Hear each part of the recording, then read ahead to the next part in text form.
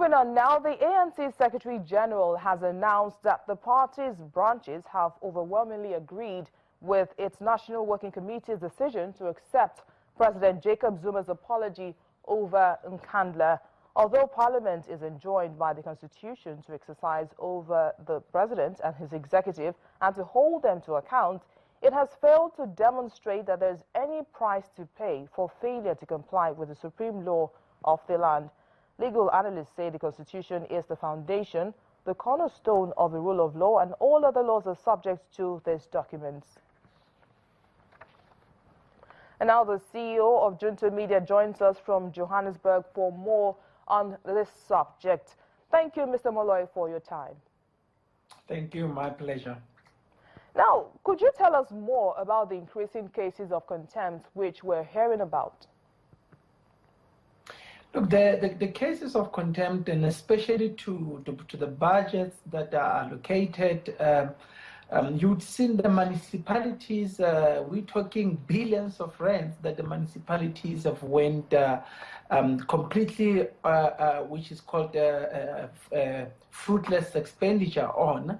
And this is increasing, and you'd understand that in a place where the leaders seems to be getting away with a lot of this, we will see this increasing quite significantly, and that is what we are starting to realize now. There has always been cases, remember, but now we are seeing an increase on these cases because I suppose that it is that ripple effect where the ministers or the what you call the local mayors and those are starting to even spend money without being able to account for, because there is just seems to be no rule of law when it comes to officials in spending public funds.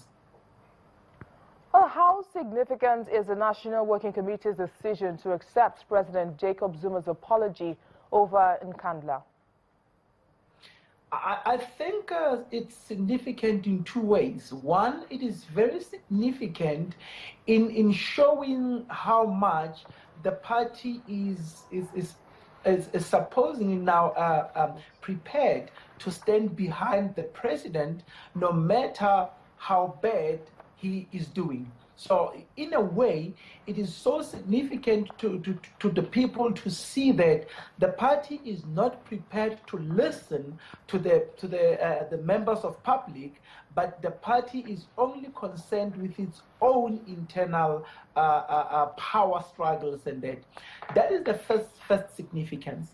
The second one is that it is very significant in showing also the divisions inside the party, because still, even if the National Committee says that the president should be forgiven and that, or there are still fragments in the ANC that still feel that the president at least should be subjected to some sort of disciplinary and that.